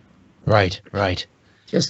It broke my heart. It literally broke my heart, because I know he would have loved to have received the letter. You were being sort of groomed to take over for Merv Griffin. Yes, What happened? I was under contract to Westinghouse, and it happened. Well, my wife was pregnant, by the way. When Merv left Westinghouse, he was signed to go to CBS and do his late night show against Johnny Carson. And he called me. He said, "I've recommended you to be my replacement at Westinghouse." And of course, I was thrilled. That was my dream. To be the next Jack Paar, have a talk show, because there were so many interesting people to talk to and people that audience should hear from. And I had a knack for finding them because I was a storyteller, and I knew great stories and people who could tell the great stories. So I was looking forward to that. And so the one night that I hosted the entire show, my ratings were as good as Merv's. And I thought I was a slam dunk to get the show. But McGannon, who was the president of Westinghouse, and his program director were Anglophiles, and they loved David Frost. And one of the reasons they loved David Frost is when they went to visit him in London, Dave took him to 10 Downing Street in Buckingham Palace. And when I heard that they were negotiating with him, I called them and I said, "Listen, why don't you guys get 4 other guys and put them under contract and do a Scarlett O'Hara?" And they said, "What are you talking about?" I said, "Well, Selznick shut down Gone with the Wind because he couldn't find Scarlett O'Hara. He hadn't discovered Vivian Leigh yet." I said, "Everybody knows Merv's leaving. Hold a talent contest for the next host. Give me one night and the other guys their night, and I'll leave it up and let the American public vote on who would be his replacement." I said, "You'll have monster ratings." They signed David Frost. And as a result of that, I got a call from the president of Metro Media, Chuck Young, in L.A. He said, "We want to hire you to do a Poor Man's Tonight Show because they think Frost is going to bomb. And we want to give you a variety show, and we want you under contract when he bombs." Well, he didn't bomb right away. It took him about a year to bomb before they finally got rid of him. It was too late, and that's why I happened to put Red Fox on. But one funny story about that. Does the name Harlan Ellison ring a bell to you at all? Harlan was a tough TV critic. Oh my God! The harshest. Harsh, but by far the best. He and a fellow in Chicago were the two best. Gary Deeb was his name. Gary Deeb had the greatest line about American television. He said, American television is the only business in the country where competition does not improve the product. And he is so right. But anyway, Harlan Ellison is by far one of the great science fiction writers in the world, along with Nabokov and a few other really great science fiction. He wrote some of the best Star Treks, and I mean, unbelievable. As a matter of fact, he wrote The Terminator. And The Terminator was a short story that was stolen by Paramount Pictures and turned into the movie with Schwarzenegger. And Harlan was so tough, he was going to sue his agent, his manager, his publicist, and his wife. And the whole town said, don't sue, because you'll never work in this town again. He sued Paramount, and he won, and he took half of his winnings, which were monstrous, got a huge billboard up at Sunset and Doheny, and it said, I beat the bastards, and he never was out of work after that.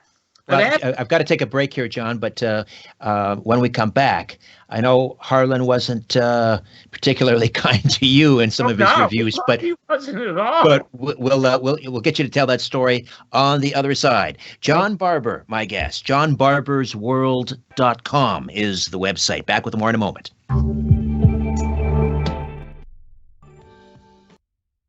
Percy, we elect officials so we can sleep at night. So why are you up? 416-360-0740 or toll free at 1-866-740-4740. One TV wants you to stay safe and stay fit. That's I want to welcome a brand new sponsor to Conspiracy Unlimited, and I couldn't be more proud to be associated with the good people at Hero Soap. It's owned by veterans, and their products are outstanding. Their soaps contain no chemicals, dyes, or fragrances, and they come in these really cool resealable packages, so you can take your soap with you on the road instead of using those gross hotel soaps, or take it camping. I'm using the Peppermint Cool Soap, and the moment I started lathering up, I felt a cool, refreshing, and tingly wave wash over me. I felt more clean, more refreshed, more alive. And not only does my body feel refreshed, I feel good on the inside, knowing that the Hero Soap Company supports veterans. Sign up for the hassle-free monthly auto ship, and you'll never run out of quality natural soap again, and you'll save 10%. Plus, for every soap purchased through the subscription, one soap is sent to deployed troops around the world for free. If you want to get clean and feel refreshed and support veterans all at the same time, check out Hero Soap at herosoapcompany.com. herosoapcompany.com. Look for the banner ad at strangeplanet.ca/conspiracy show and in the episode notes for this podcast. Hero Soap. Let freedom clean. Radio every Saturday morning at 8. This Saturday, my team will share their knowledge and passions and happy stories so you can learn what works best for you and make informed decisions and take action with no regrets. So plan to tune in and join me, Marilyn Weston, and my team and get it straight from a woman's perspective this Saturday morning at 8 exclusively here on Zoomer Radio.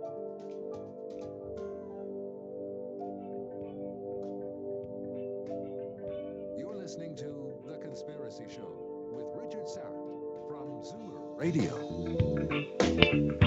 Back with John Barbour. And John, I promise in the next segment we're going to get to your lockdown song. There's a short segment coming up, but we have that ready to go. But back to let's see, we were talking about Harlan Ellison. Yeah, Harlan Ellison. Yeah, Harlan Ellison won numerous awards as a writer. Absolutely brilliant. And he wrote a television column for the Free Press in Los Angeles, which was the most read column in Hollywood, more so than Variety or Reporter or anything like that, because it was Harlan Ellison. It was called The Glass Teat, T-E-A-T. I mean, a brilliant title, and deservedly so, and he wrote well.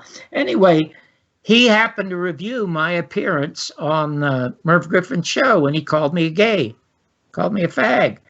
And he wanted to know how come Westinghouse found this fag to replace Merv Griffin, who was also gay, by the way, but he kept it in a closet for a long time. And I was shocked when I saw it, but it was written so funny and so smartly, I couldn't help finish reading the whole thing. Anyway, I get this call from Chuck Young. Chuck Young was a guy that put the first angry man in America on television. His name was Joe Pine. Oh my God, brilliant, brilliant. And nobody knows of him today, but he was America's first Howard Beale. Mad as hell, I'm not going to take it anymore. So anyway, I'm the second guy that Chuck Young hires to do this show. And aside from wanting to put Red Fox on the show and give him a break, I say to my producer, his name's Bill Walker, a very successful local producer, I said, you know, the most important thing in the world to me is television. Edward R. Murrow said years ago, it's the umbilical cord that feeds the world. It can either nourish the world or starve the world. Well, it nourished the world in the 50s, and now it's starving the world. But at the time, there was hope for television. There's no longer any hope for television. It's all dead, and that's why it's called medium, because to have anything on it is rare and is never well done. So, in any event, I said, I want somebody on who can talk about television, and I want them on every week to review what's coming up and suggest to people what to watch. He said, well, there's nobody like that. And I said, Harlan Ellison. He said, you don't want to hire him. The guy hates you. He thinks you're a fruitcake. I said, I don't care. He's funny. Book him. And Bill says, I'm not going to call him. I said, well, I'll call him. I called the Writers Guild, and the Writers Guild wouldn't give me his name. They said they'd forward a message. So I just looked in the white pages, and there was his name, Harlan Ellison. I picked it up, phone up. He answered on the first ring, very gruff voice, yeah, like that. And I said, Harlan Ellison? He said, yeah. I said, this is John Barbour. Oh, shit. And then I said, oh, no, you already said that in the article. Oh, geez, yeah. It's a family show, John, even though it's late. Well, then bleep it. It'll make it more salacious for your listeners. Right. So, but in any event, I said, you already said that in the article.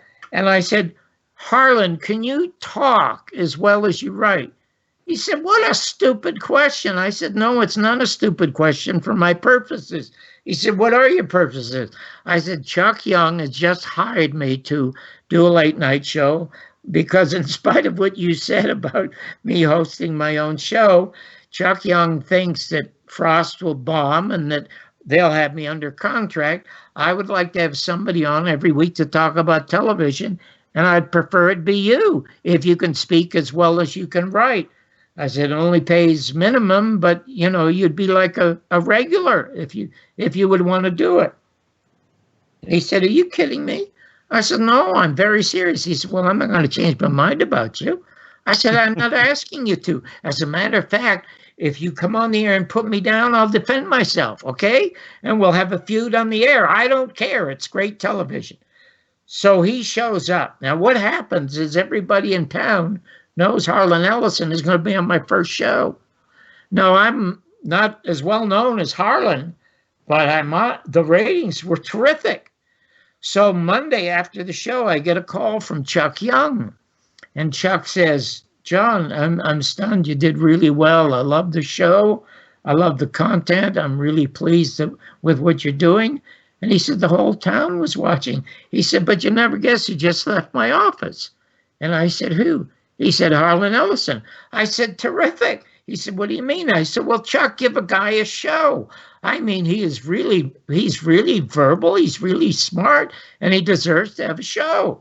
He says, no, I'm not giving him a show. And I said, why not? And Chuck says, because he wants yours. He thinks you're useless. So now I say that because I want to explain to something. I am a performer who probably has a non-existent ego. I didn't get into this business for fame or fortune, to look for that. Richard, I got in the business to look for myself. I didn't even know who I was. I look at, when I do a talk show, look at all the famous people I get to talk to. Maybe I'll learn some secrets about their lives or how they survived misfortunes that were worse than mine and still survived. I was looking for a reason to be alive or something to be alive about. And that's why I love doing talk shows. And that's why I love telling stories and why I love listening to stories. So, but that being said, it also shows what a fan of talent and intellect I am, even if I don't like them. One of the most despicable people I ever met in person was Mort Saul. Yes. And that story is in my book. But one of the most brilliant people I ever met was also Mort Saul. I can separate the personal Mort Saul from the professional Mort Saul. So I made it a point to keep on hiring Harlan Ellison. And every show that I must have had 6 or 8 local talk shows from which I was constantly fired. And the first person I ever booked on the show was always Harlan Ellison. And if you go to my site, johnbarbersworld.com, you can Google, I did a 2-week late night show on ABC that was the equal to, who was the guy that used to do the CBS, Letterman. Yeah. My ratings were equal to Letterman. And Bristol Myers was going to pay for the show, and ABC wouldn't have to spend a nickel, but they thought I was too controversial to put on television because I tried to book people like Jim Garrison. Let me ask you about Harlan Ellison. Did he ever warm up to you after you showed such loyalty to him? Oh, absolutely. I mean, whenever I called, he'd drop everything to come and do the show because he thought he was doing me a favor, which he was. But not only that, people like Frank Zappa started to call me because they thought, oh my God, here's somebody smart on television. Can I come and be a part of your smartness? And if you go, let me tell you, I have a webmaster who lives in Thailand. He inherited $500,000 5 years ago. He left the country because he thought Hillary was going to become president, moved to Thailand, and he's still my webmaster. 8 months ago, he said to me, John, didn't you do a show with Frank Zappa? I said, yeah, he was on my late night show on ABC. He said, do you still have that tape somewhere? And I said, well, I'm not sure, but my son said I must have it somewhere. My son knows everything about what I do. Well, I found it. And he said, send it to me. I said, hold it. Frank died 15 years ago. Who wants to listen to Frank now? And he said, listen, John, the internet is my business. And I'm telling you, people want to still listen to people like Frank Zappa, even when they're speaking from the grave. 8 months ago, I sent him the tape. I reposted it yesterday because in 1986, when I interviewed him, he said the toughest thing to be in America is to be bright. Americans do not like bright people. It is more valid today than it was then. So I reposted it. Do you know how many views it's had, Richard, in 8 months? Couple of million? 177,000. Which is that's pretty good. That's pretty darn good. I mean, that's astonishing because, you know, I only have 8,000 or 9,000 subscribers. I don't have as many, and I don't look for subscribers. I just do this because I enjoy doing it. And, you know, I can't, like, years ago in the 50s and 60s, I could name 50 people, men and women of all stripes, all sexual persuasions, all political persuasions, all religious persuasions, all whom I admired because of their intellect and their ability to tell a story and why they believe in what they believe. There is not one person on American television today who is articulate. When I got into television, you had to have a modicum of talent, a modicum of intellect, and some personality. These are 3 things that would keep you unemployed in America. I mean, real people in its day, it was like opening a bottle of Lafite Rothschild wine.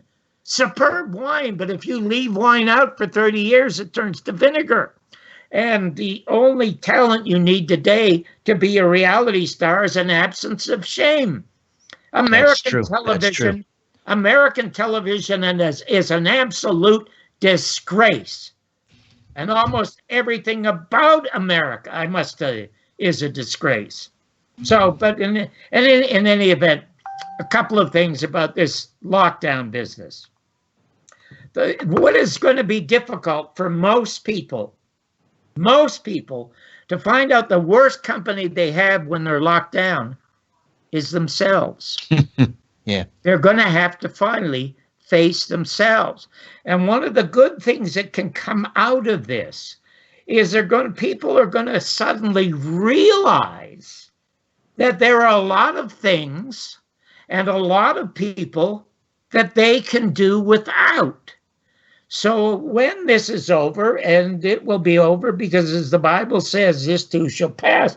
When it's over, if these people only focus on the things that they enjoy and on the people that they enjoy, and are not with things and people just to pass the time, but just with those things and people that give them joy, they will become the happiest people on the planet because they will discover the happiness that was originally inside them.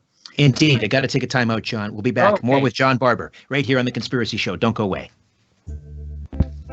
Poking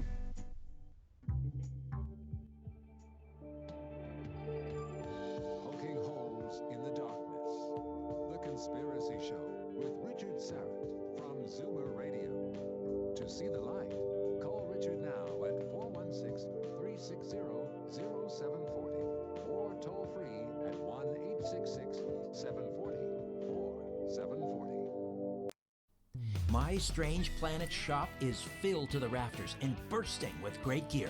Check out the Toxic Mail and the Protect Our Power Grid t-shirts. My personal favorite right now, though, is my line of t-shirts celebrating carbon dioxide, the miracle molecule that makes life possible on our planet. But there's more than just t-shirts. There's mugs, phone cases, great hoodies and sweatshirts, tote bags, stickers, and more. The proceeds from the Strange Planet shop goes to support the work I do here.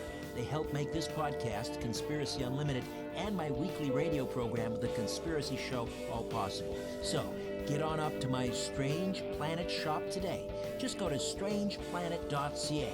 Remember, Christmas is coming. It's a strange planet. Get the gear. Life. Give them a reassuring call. And don't be surprised if they end up reassuring you. A message from Amica Senior Lifestyles. Hi, I'm Sherry Tabb, co-founder of the Herzig Eye Institute. Our eyes play such an important role in the spread and prevention of COVID-19. Avoid touching your eyes, nose, and mouth. Wash your hands often, and be vigilant about cleaning door handles and other surfaces that are touched frequently. If you wear contact lenses, consider wearing your glasses. Your health is what matters most to us. Google High Definition Vision and sign up for my blog so we can stay connected. Look after yourself. Promise me. It's no secret why you listen. I love your show. I don't know anything about cars, but I love listening to your show. It's because we speak your language. When you turn the key, it always goes brr, brr, brr. Dave's Corner Garage for car advice you can understand, even when they're making no sense at all. My philosophy is if you wake up in the morning and your name is not in the obits, you can have breakfast. Dave and Alan in Dave's Corner Garage. The grease that keeps our weekend engine humming. Saturday mornings at 10 on Zoomer Radio. Different views make great conversation.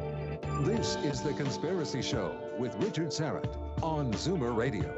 To speak with Richard live, call 416-360-0740 or toll free at 1-866-740-4740. Welcome back. A quick programming note. Next week, Thomas Carey and Don Schmidt, the Roswell investigators, will be here for the full 2 hours. They have a brand new book. It's the Roswell UFO Incident Pictorial, and just some amazing images. I know it's radio, but we'll talk obviously about their decades-long investigation into the Roswell UFO incident And, I said the full 2 hours. Actually, no, they'll be on for the first hour. The second hour, Preston Dennett, another ufologist, will be on the program to talk about onboard UFO encounters. So UFOs pillar to post next week on The Conspiracy Show. John Barbour stays with us for a few moments yet. The book is Your Mother's Not a Virgin, The Bumpy Life and Times of a Canadian Dropout Who Changed the Face of American TV.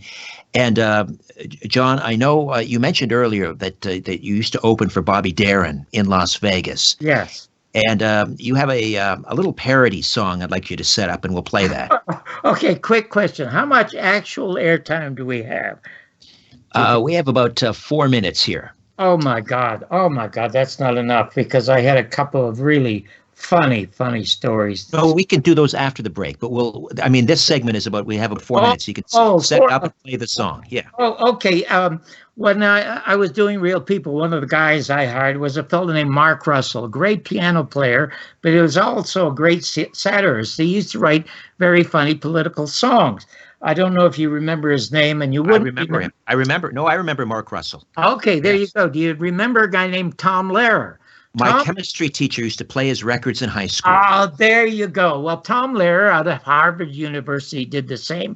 And long before that, a Danish pianist by the name of Victor Borge. And I always admired these talents. Now, when I was opening for Bobby Darin at the Sands Hotel, in between shows, I would write funny lyrics to some of his songs. And I would sing them and he loved it. So when we would go to his beach house and go down there and we'd have these parties, he'd have me introduce me and we'd play them and he'd play and I'd sing. And it was a hit. So anyway, the other night I was listening to, once again, Bobby do Mac the Knife. And Mac the Knife, nobody does it like him. Not Sinatra, not Ella Fitzgerald. And thinking about how much I missed Bobby and how much I loved him. We were the last act at the Sands before they tore it down. Anyway, I thought about him, and these lyrics that you're about to hear instantly popped into my head. Now, I'm not a piano player like Mark Russell, and I can't sing like anybody, but I did it because I think Bobby would have loved it. And I think some people will get a kick out of it. So this is John Barbour sings about lockdown. All right, take it away, Carlos. Carlos, are you there?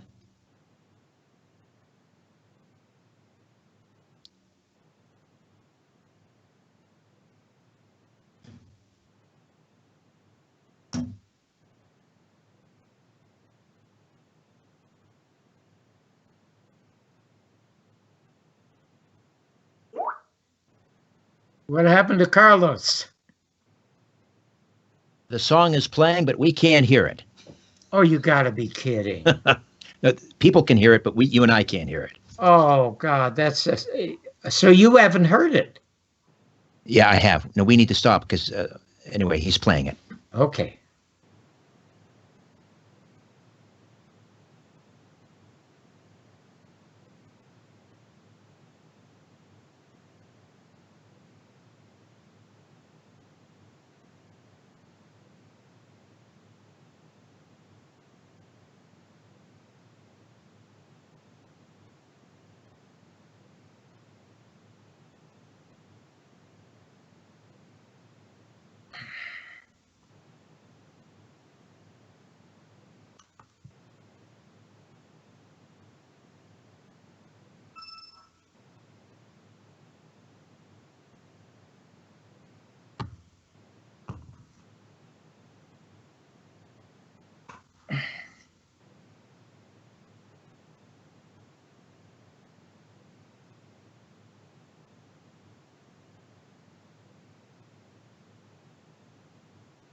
All right, there we go.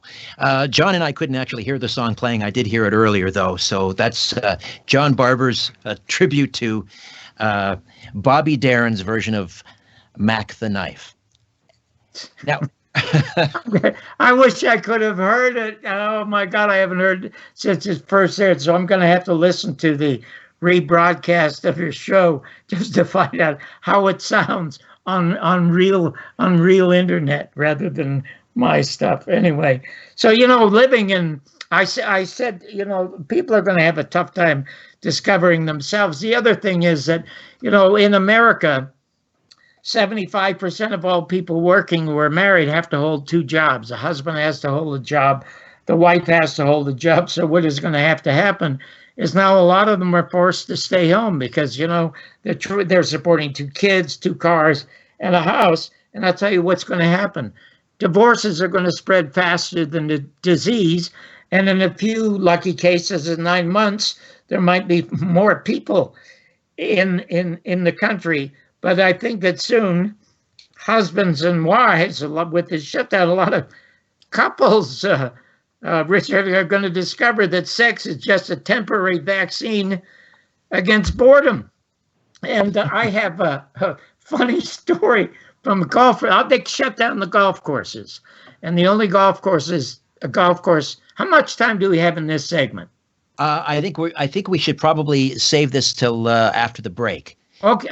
Yeah, we'll head into a break. John Barbour, he's added song parody master to his long list of credits, and we'll come back on the other side and talk more about the lockdown, real people, and other things right here on The Conspiracy Show. Stay with us.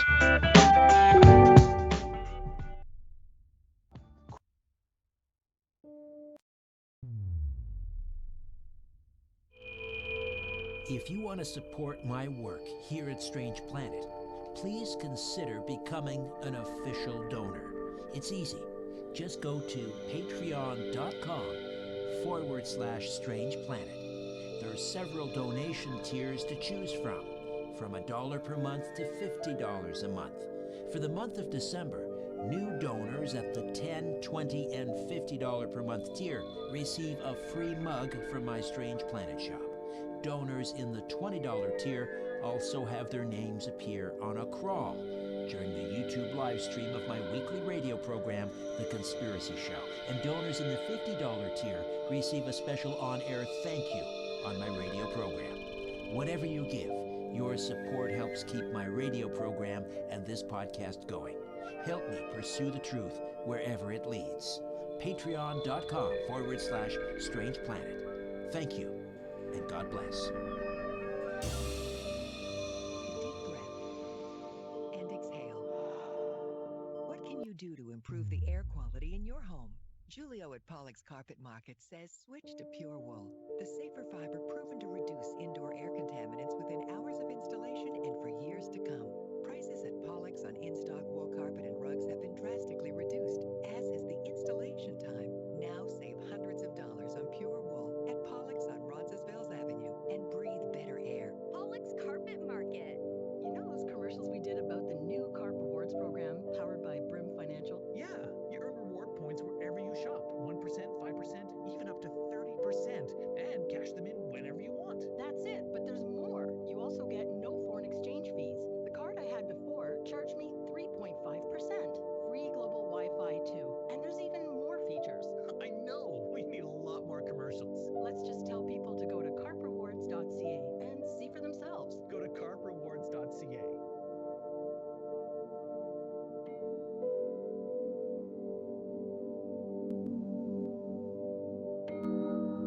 Shaking the world and seeing what falls.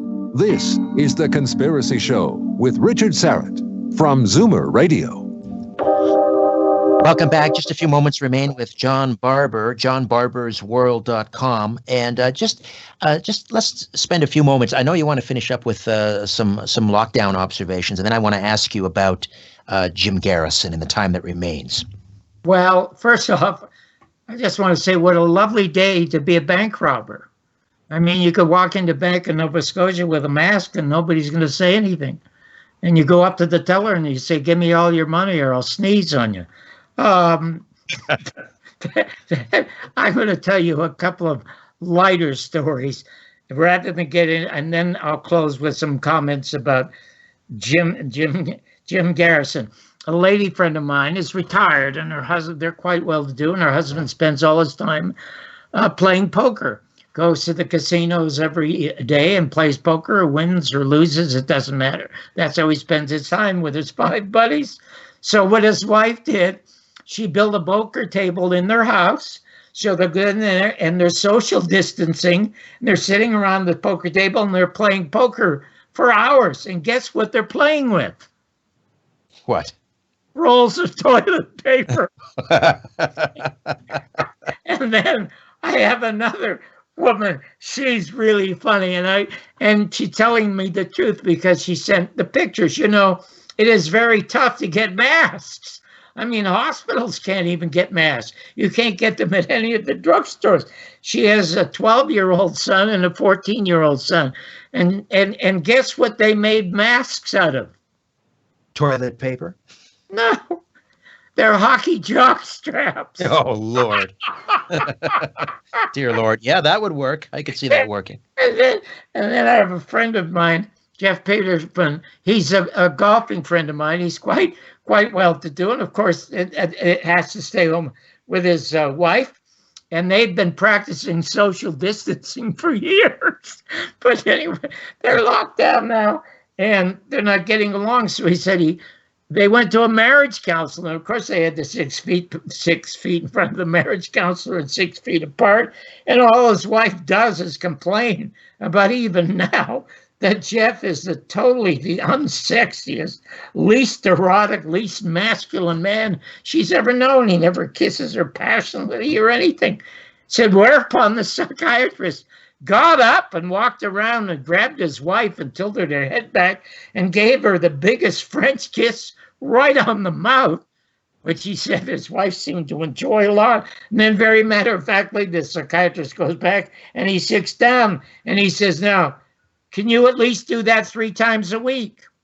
And Jeff said, well, I can bring her in Monday and I can bring her in Wednesday, but Friday I'm going fishing. So boom. In any event, about Jim Garrison, all you need to know about Mr. Garrison, and I may have told you this story before, I hope that when this, I only hope this is over. I hope it's over so everybody can get back. It'll never be as it was before. People say, let's get back to normal. And I posted on Facebook a question to them, to which I got almost 1,000 replies. Does anyone actually believe that after November 22nd, 1963, the United States was ever normal? Excellent point. Not one could answer in the affirmative. And there are a lot of reasons why this will not be changed. America needs to be changed systematically, and it will not be changed in the voting booth.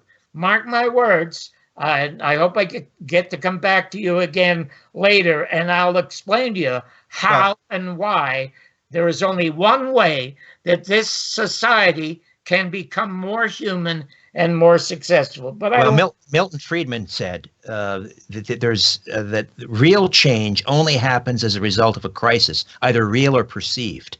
And we can talk at some point too, is what parts of this crisis are real. And to me, I heard you open the show today talking about going to the market and having to stand in line. We have supermarkets here in town that are as big as airport hangars, for Christ's sake. And then they're only allowing 100 people in at a time. I went yesterday morning to go to Albertsons, one of our bigger markets. I have to stand outside with a security guard there. On the sidewalk are footprints in red. We're supposed to stand, and we wait to go in. And after we're in, there's a line to get out. And you know what it seems like to me, Richard? What's that? It seems to me that the United States declared war on itself. It seems to me that the 1% staged a sneak attack on the 99%. And the 99% neither fired a shot and just stayed home. Yes, we're being pushed around. And what's very disturbing is how all of us really are so quick to acquiesce and to cower in our homes. I mean, we're a free people. And I believe we're that— not. Well, listen to me. You know, I have 5,000 friends. All you're allowed on Facebook, and half of them are Trump supporters, and half of them are Trump haters. As long as they don't swear at one another, like you wouldn't let me swear earlier in your show, and as long as they're not rude to one another, I absolutely and totally believe in a free press and in free speech. Okay, and it's proven if you look at anybody who posts on my site. There are all kinds of wacky theories and conspiracy theories. I let them talk, but to me, it's all over with. Jim Garrison solved the case. It's a cold case already in the Justice Department. When they open that, they will unravel everything that's wrong in this country. Now, the Trump supporters who think that he's been sent by God to save the system or change the system or improve the system, there are two things I keep telling my supporters that he has not done and he could do. The first thing that he has to do, they talk about the Fed. The Federal Reserve is a private bank. Mm-hmm. And I said, they say he's going to take over the Fed. And I said, well, he can do that without an army. He can just use his pen. Because all he has to do is reverse the Communications Act signed by Bill Clinton, the worst president in American history, that put 95% of our media into the hands of 6 corporations. But he hasn't done it yet. That comes to the free press. And when it comes to the Fed, John Kennedy printed money in 1963. He was out to destroy the Fed because in 1963, if you borrowed money, you paid them back 21%. And the Constitution calls for the Treasury to print money. So he printed silver certificates. And it was Executive Order 11110. And I have some of those silver certificates. And that would have put these private bankers out of business. I'll tell you why. Donald Trump has not reversed the Communications Act. He keeps calling them the fake news. Right? Right. Why doesn't he do something about it? Indeed. Well, in terms of the Fed. I'll tell you why he doesn't. Okay. And now I'm just speculating. Right. Because my business is real people. He needs an enemy. And preachers need a hell. I know you're a Christian, but without a hell, there is no heaven for you to go to church and pray about and make some fake minister a mega millionaire again when you could stay home and read the Bible as Jesus Christ told you to. Jesus never told you to go to a temple. He threw the money changers out of the temple. Buy a Bible and stay home. You don't have to go and gather. The church is God. Jesus said that God is within you, and it's not in any building. We have 20 mega millionaire preachers in this country who are fakes who run around with hookers, for God's sake. And they don't even have. Now, what Donald Trump needs is an enemy. But if he restores, when John Kennedy was killed, there were 1,500 owners of the press. Now, if he restores a free press, you're going to have people actually reporting on the doings of Donald Trump that he doesn't want reported, whatever they may be. They will, because people who are anti-Trump need a platform too. But this way, he can control these 6. And he has not signed an executive order to have the Treasury print any money, because he also needs the Federal Reserve to be an enemy. This system will not change in the voting booth. Do you know how the Vietnam War ended? Well, you tell me, John. We've got about 30 seconds here, so we need to wrap up. On the streets of Chicago, people voted on the streets with their feet. That is the only way that this system will change. It is corrupt from bottom to end and has been for 100 years, and since it was founded by committing genocides on the Indians that used to own this land. And every Indian was a communist. Nobody owned land. They didn't even know what land was. It was the introduction of private property and unfettered and unchecked capitalism. Greed is destroying the planet. And we are the capital of greed. We have murdered every president and peacemaker in this country, and we've invaded 30 countries since the end of the Second World War to change their socialist people's republics that the new ones are trying to build. John, I'm out of time. Always a delight. Glad we ended on a happy high note. Well, I don't know that we did, but the one reason, aside from everybody getting back to their lives, I want to get back to Toronto to see you again and to see Deborah Knight and to do some real book signings at Indigo. All right. I look forward to that, John. Thank you so much. John Barbour, johnbarbersworld.com. All right. Back next week with a brand new program. Hope you'll be along for the road. Just time enough to say so long.